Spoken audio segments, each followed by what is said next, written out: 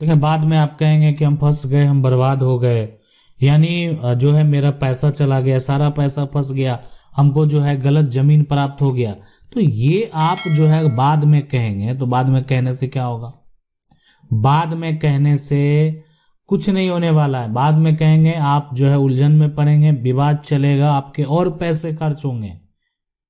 लेकिन हो सकता है कि आपके पक्ष में फैसला हो, लेकिन ये विवाद जो है अभी वर्तमान में अगर देखा जाए तो बहुत लोगों के साथ ऐसा समस्या उत्पन्न हो रहा है। वैसे प्लॉट जो लोग नहीं जान रहे हैं, पहले से प्लॉट जो है कहीं विवादित है, कहीं पर जो है एक तरह से फर्जीवाड़ा किया जा रहा है, धोखा किया जा रहा है, कहीं पर जो है प्लॉट किसी और का है ना, किसी और का है और बेच कोई और दे रहा है। तो ये जो सभी समस्याएं उत्पन्न हो रहे हैं, और ऐसे मामले को अभी अगर देखें तो बहुत सारे ऐसे मामले हैं जिस पे फैसला हुआ भी है, बहुत सारे ऐसे मामले हैं जो अभी भी कोर्ट में लंबित हैं, लेकिन फिर भी लोग जो है यानी उसको समझ नहीं पा रहे हैं और उस उलझन में पड़ते जा रहे हैं। लेकिन अगर ये समस्या आपके साथ उत्पन्न हो गया, ऐसा समस्या आपके साथ आ गया कि आप जिससे जमीन खरीदे वो विक्रेता, बेचने वाला, आप जिससे खरीदे है ना, और जिससे आप खरीदे वही विक्रेता दूसरे को नया सेल डीड बना दिया कुछ समय बाद। क्यों? क्योंकि आपने पुराना जो आपके पास सेल डीड है ना, पुराना जो आपके पास रजिस्ट्री है, इस रजिस्ट्री का यानी इस सेल डीड का आपने म्यूटेशन नहीं करवाया है ना। अगर आपने म्यूटेशन करवा लिए होते, आपने दाखिल खारिज करवा लिए होते, तो ये समस्या उत्पन्न नहीं होता। यानी ये समस्या इसलिए उत्पन्न नहीं होता कि जो नया रजिस्ट्री है ना, नया रजिस्ट्री होने में फिर समस्या उत्पन्न हो जाता। इसलिए कि नया रजिस्ट्री अगर वो कोई व्यक्ति करता भी तो इस रजिस्ट्री का कभी भी दाखिल खारिज प्रक्रिया है ना, खारिज जो प्रक्रिया है वो नहीं हो पाता। क्यों? इसलिए कि पहले ही इस प्लॉट का दाखिल खारिज किसी और के नाम से हो चुका है और अभी दोबारा इसका दाखिल खारिज यानी नहीं होगा। इसलिए अगर कोई नया डीड लेके आया भी है तो वो गलत होगा। यानी अगर जो संपत्ति का मालिक है वो दोबारा अगर जमीन को बेच भी रहा है तो वो गलत कर रहा है, वो फर्जी तरीके से ऐसा कर रहा है। देखिए, हमारे राज्य में ना अभी भी ऐसा कोई डिजिटल प्लेटफॉर्म नहीं है।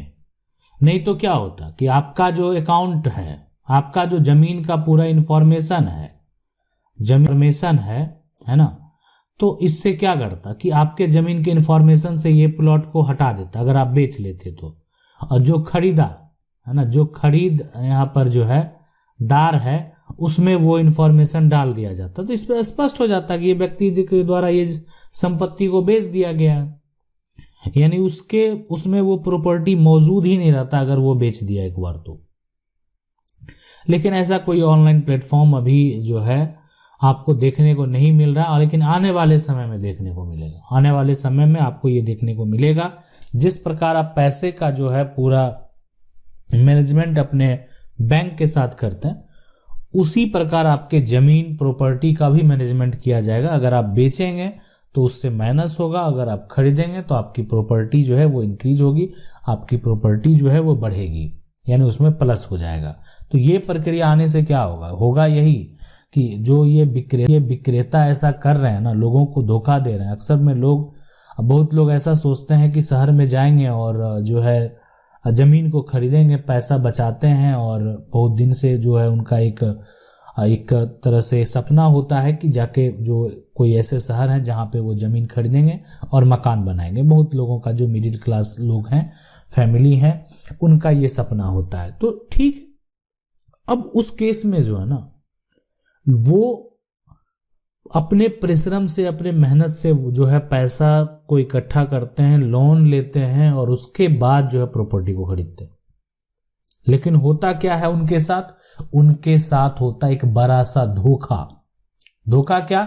इस प्रॉपर्टी को पहले लोग बेच दिया है ना, और फिर से बेच रहा है ना, फिर से जो संपत्ति को बेच रहा है। ये बात आप समझ लें। एक तो पहले बार बेच चुका है, फिर बेच रहा है, तो धोखा हो गया ना व्यक्ति के साथ।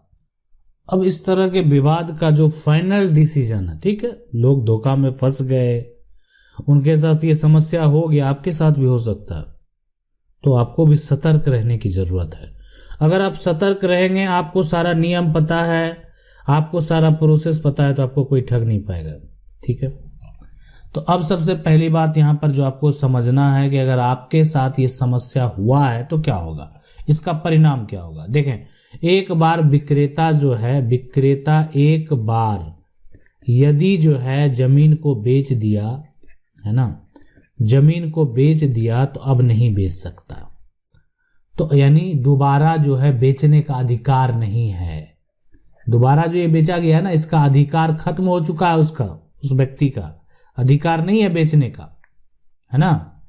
तो अब तो अगर बेच दिया वो, तो बेचने का तो उसके पास अधिकार ही नहीं है, तो कैसे बेच दिया, अगर बेचा तो गलत किया।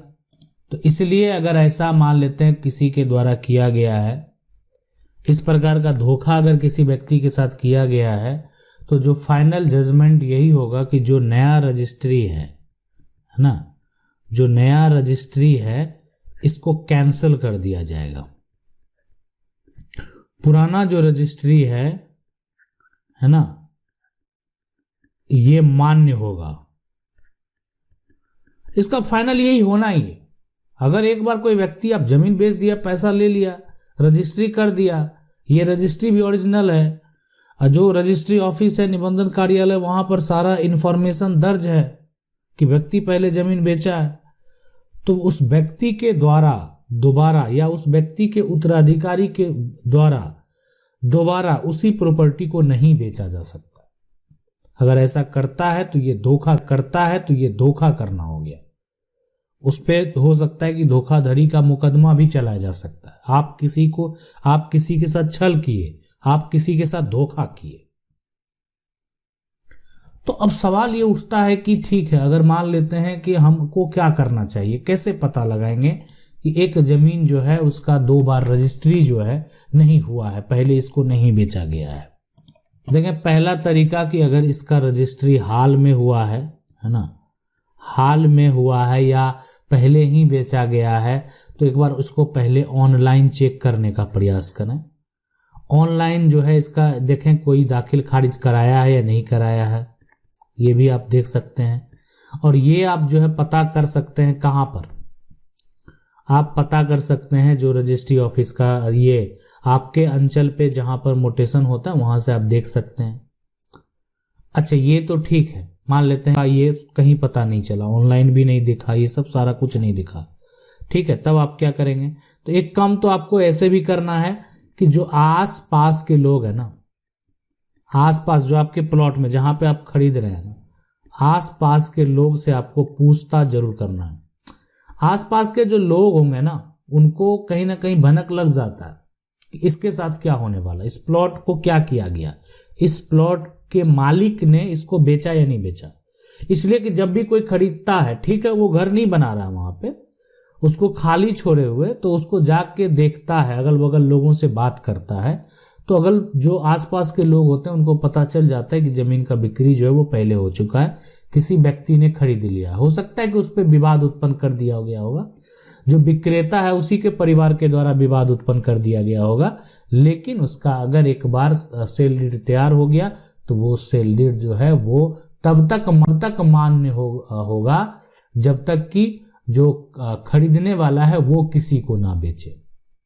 ठीक है, तो इसीलिए एक जो लास्ट हमने बताया आपको कि आपको आसपास के लोगों के साथ, अगर कोई प्रॉपर्टी आप खरीदने का सोच रहे हैं ना, तो आपके आसपास के लोगों से ये पूछताछ कर लेना चाहिए। अगर आपको सारा डिटेल ऑनलाइन ऑफलाइन सारा कुछ वेरीफाई कर रहे हैं, कुछ पता नहीं चल रहा है, आपको कुछ भी पता नहीं चल रहा है, तो उस केस में जो है यहाँ पर आप जब आसपास के लोगों के पास जाएंगे अगल बगल के, तो पता चल जाएगा कि ये जमीन का बिक्री किया गया है या नहीं किया गया है।